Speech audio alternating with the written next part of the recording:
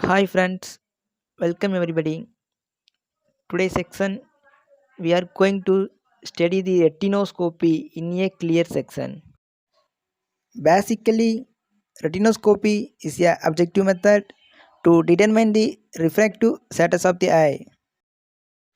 Retinoscopy done by two types of retinoscopes. First one is the mirror retinoscope, another one is self-illuminating retinoscope. Mirror retinoscope. These types of retinoscope have the one plane mirror and one concave mirror. These are the reflecting surface. They have the small aperture. It can be held in one hand. Mostly we using a plane mirror, but use of the concave mirror is when we have the hazy media or high refractive error. Next one we are going to see the stick retinoscope. It is a handheld and also self-illuminating instrument.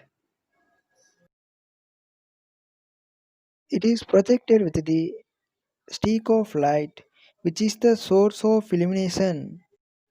The streak of light going to the patient's eye. Now the light rays from the retina comes to the observer's eye. Then we are going to see the effects of reflections in the patient's eye. Next we are going to see the working distance. Most of the time we using the working distance is 1 meter. Working distance is nothing but distance between the patients and refractionist. Whenever we are doing it act in 1 meter from the final retinoscopy reading will be subtracted with the particular distance correction. Whenever we are doing in 1 meter, we will subtract from the retinoscopy reading of correction is minus 1 diopter. Because we already know that D equals to 1 by F. D refers to the dioptric power, F refers to the focal length. For example, if you are doing in 2 by 3 meter, then marking correction is minus 1.5 diopter because the value of F equal to 2 by 3. Apply the value of F in the equation D equals to 1 by F. After its reciprocal and cancel it, we get the value of minus 1.5 diopter. Maybe doing retinoscopy at 2 by 3 meters, we have the marking correction is minus 1.5 diopter. This is a first one to be considering while doing the retinoscopy experiment. Second one is cyclophilic agents. Whenever we doing retinoscopy in children and younger subjects, accommodation will be higher. So we using cyclophilic agents which paralyzes the pupillary muscle stone. Cyclophilic agents, cylo means ciliary muscles. Philic means paralysis.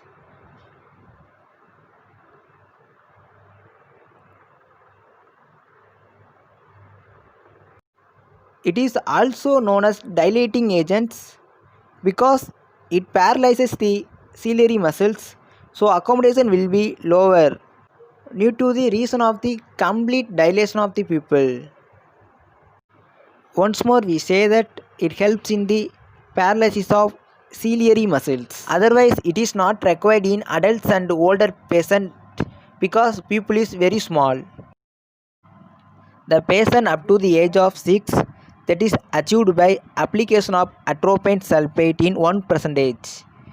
It is the eye ointment should be given to the child 2 times daily for the 3 consecutive days prior to the day of examination. Tropicamide is a eye drop should be given to the older children and adults for 2 or 3 times at the interval of 5 minutes. If we are using atropine sulfate for paralysis of ciliary muscles, we should be subtracting minus 1.0 diopter from the retinoscopic value. Then we using the homotropine, the correction factor will be minus 0.5 diopter.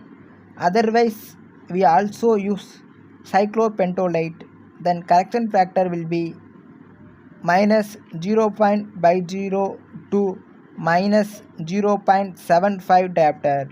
Most commonly we use 0.75 diopter. One more agent is tropicamide. It is a very short acting and weak cyclophilic agent. So we no need to subtract any value from retinoscopic value. If we using these agents, particular correction factor should be subtracted from the retinoscopic value at the end of the description. First one is atropine. Atropine is a very strongest agent and also long acting agent.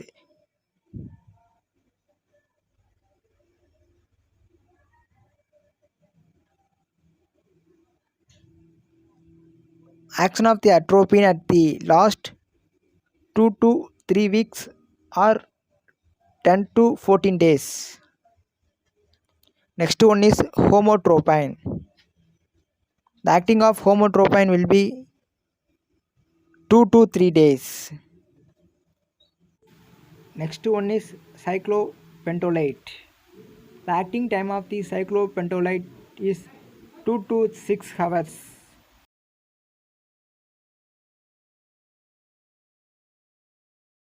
At last one is tropicamide. Action time of the tropicamide is 4 to 6 hours.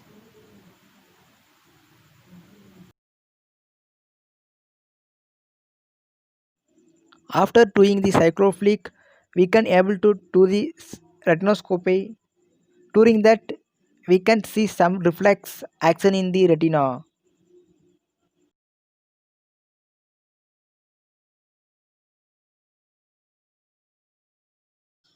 Something like that in the picture.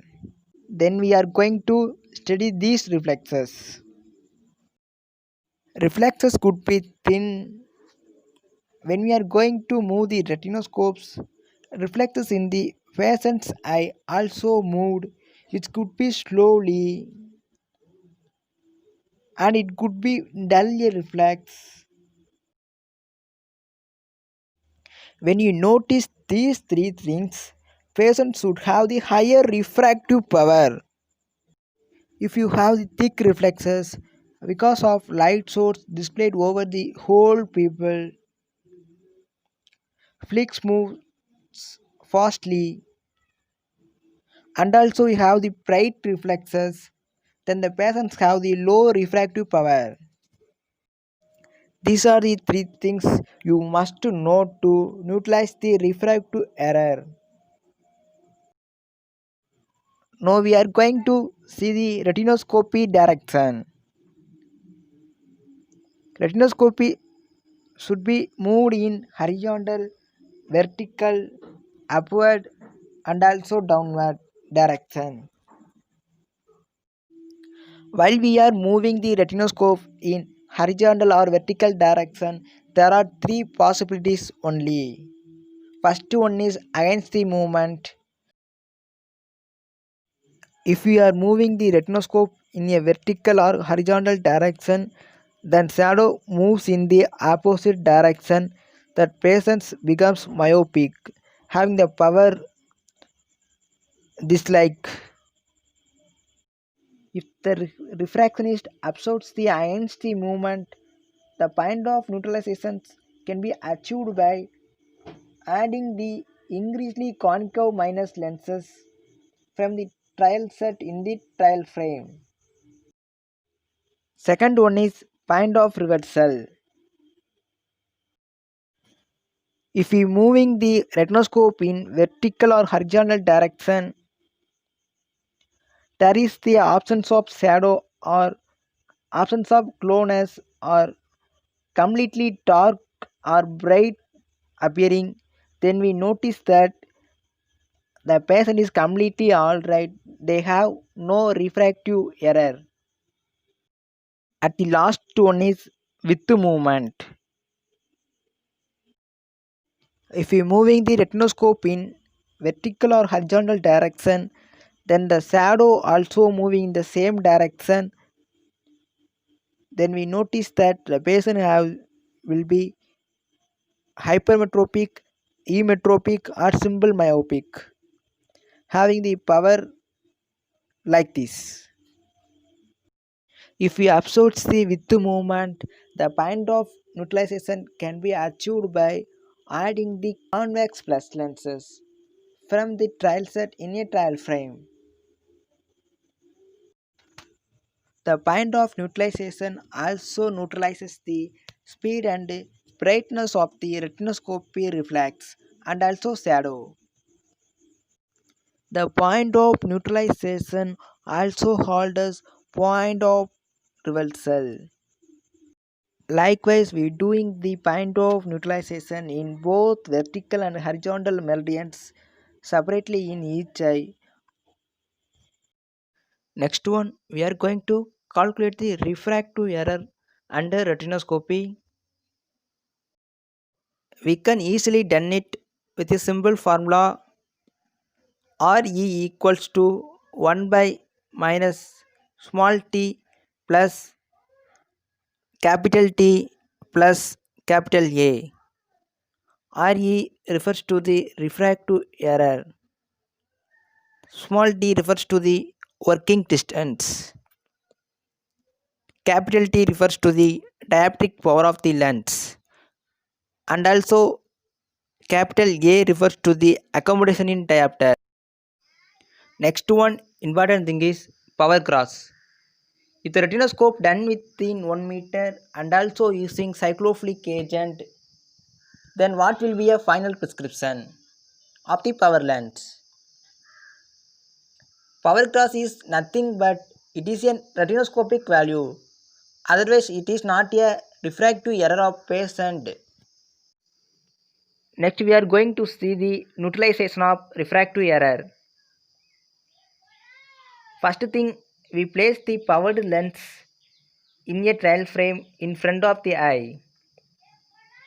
First, we start with the low power of lenses. If the doctor moves the retinoscope, also small movement in the patient's eye. So, we putting slightly high powered lenses, there is no movement is present. Then we notice that power is neutralized. If we are doing the overcorrection, against movement will be arised. First we are going to neutralize the spherical power. For example, we taking two meridians, vertical meridian and horizontal meridians. If the patient have the plus 2 as retinoscopic value, retinoscopy is done within 1 meter. Also we using cyclophilic agent as atropine. Then we should subtract 1 for particular working distance and also for cyclophilic agents. So plus 2 minus 1 equals to get 0 value. That refers the patient has no refractive error or no power.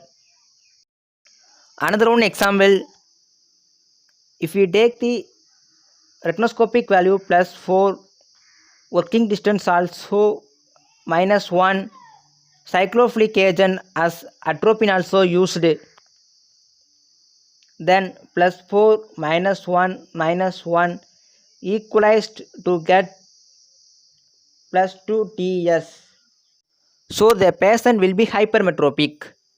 Another one example, if we take the retinoscopic value minus 4, working distance also at minus 1, atropine also used, then minus 4 minus 1 minus 1 equalized to get the value minus 6 ds. Then patient will be high myopic. Otherwise, if the pupil has the astigmatism, then point of neutralization is different in two meridians. For example, if we take the plus 2 in vertical meridian plus 3 in horizontal meridian, this plus 2 goes to hold correction in the vertical meridian. Now we are going to horizontal meridian, plus 2 also covering in it. Plus 2 diopter to overcome in two meridians. So we taken as spherical power. Next, what is remaining in the horizontal meridian? Plus 1 is still remaining. What we want to add more in the horizontal meridian? Because this plus 1 could be present in the form of cylinder at 90 degree of axis. Because cylinder acts perpendicular to where they are placed. This means it acts in only one meridian. If the cylinder acts in horizontal meridian, so we want to add the cylinder in the vertical meridian.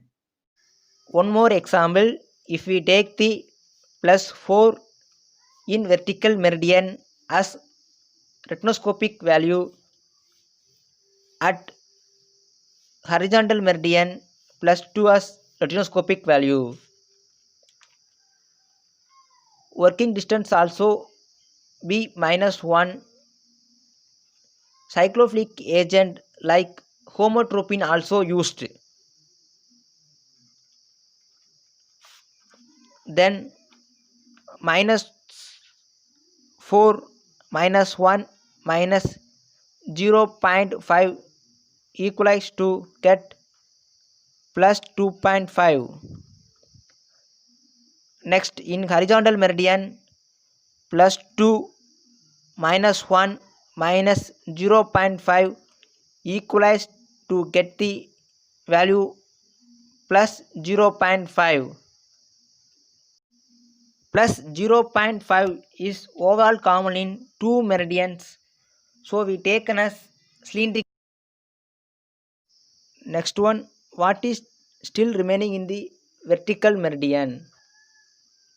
That is plus 2. It may be ordered in the form of cylinder power. So we taken as plus 2 ts at 180 degree.